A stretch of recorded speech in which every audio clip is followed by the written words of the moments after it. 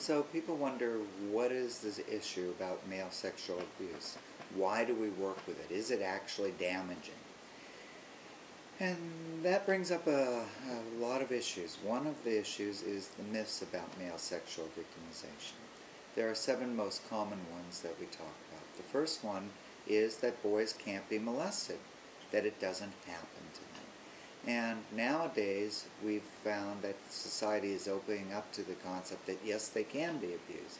But where that partly comes from is this idea that males are socialized from the day they're born, basically, to be tough, to be men, to protect themselves.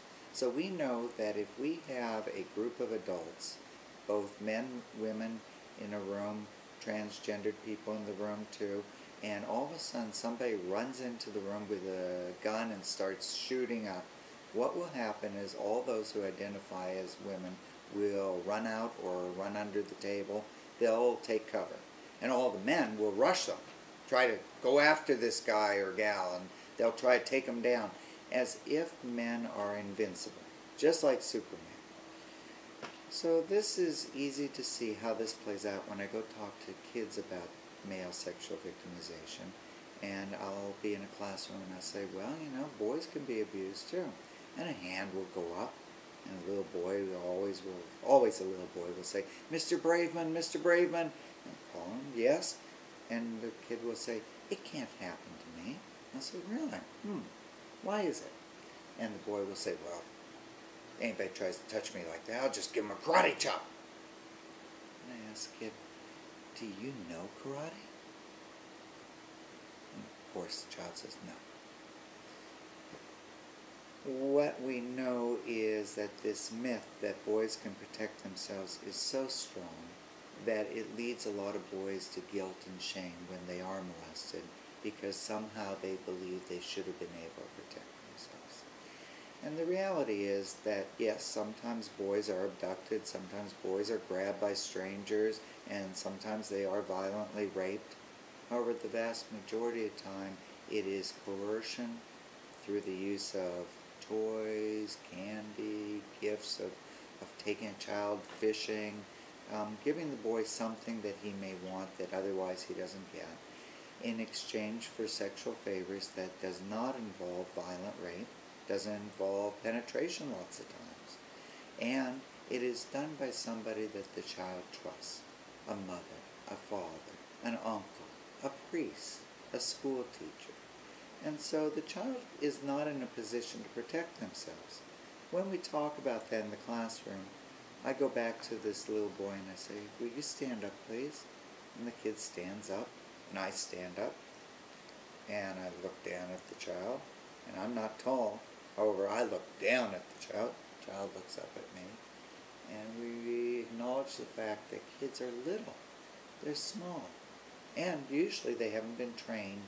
They haven't been taught anything about sexual abuse. They don't know how to protect themselves.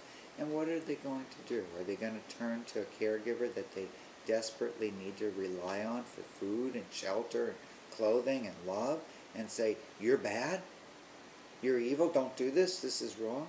They don't know to do that, and they can't do that. They must see that the adult is somehow a savior, somehow a good person. And so if they know that something's wrong with them, and they usually do, they usually feel something's not right here. However, they think, well, maybe everybody does it and I'll go along anyways. All these other things that come up. What they will do is they will internalize the guilt and shame. I must have wanted it. I must have enjoyed it. I'm bad because I deserve this. And the wanting it, the enjoying it, is another myth that's very damaging for boys. We know that our bodies respond to stimulation. If you get poked in the eye, you'll blink. Well, a little boy gets his penis stimulated, he'll probably get an erection. A little older boy who is ready to ejaculate may do so when being stimulated by a perpetrator. That doesn't mean that the child gave consent. It doesn't mean that the child wanted it. Then another very damaging myth comes up when we look at sexual orientation. Boys who have sex with men or other boys quite often grow up to think that they're gay. What we find is a lot of gay men believe that they must have been abused. And of course, if they are gay and they were abused, they believe two and two go together and that this made them gay. We know that this is absolutely not true. Sexual orientation is not something that you can put on a person. You can't make somebody gay, just like you can't make somebody straight. And when somebody is sexually abused, it may confuse them about their orientation, but it does not lead them down one road or another as far as that goes. Another very damaging myth is that the macho image that I was talking about earlier, labeling it as that, macho image. You got to be tough, you got to be strong. So not only does that mean that the boy could protect himself, but if he was abused, he should just swallow it down. Man up, as I hear them say nowadays. Be tough. You don't need any help. It's over. Get over it. One of the things that comes up too is the vampire syndrome. And the vampire syndrome is probably the most damaging myth. This is the belief that once bitten, the boy will go on to bite others. Very much like the victims of Count Dracula in the movies. And this is very, very damaging because it keeps men from moving forward with their lives into areas where they may be around children, have children. If somebody wants to partner up with them and finds out that they've been sexually abused, they may pull back and say, no, no, no, I can't be with you. You're going to molest my children.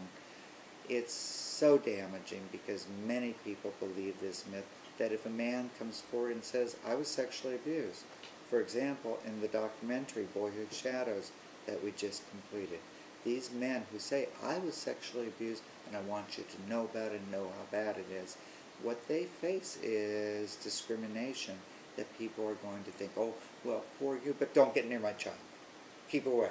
You're not safe. Very, very damaging myth. Another myth that's very hard for boys to understand, and society as a whole, is if the boy was molested by a female, that he should be considered lucky. Ooh, he got some sex. Wow. We've seen some high-profile cases where teenage boys were molested by their school teacher, who happens to be blonde, blue-eyed, the stereotype of what Americans think is drop-dead gorgeous.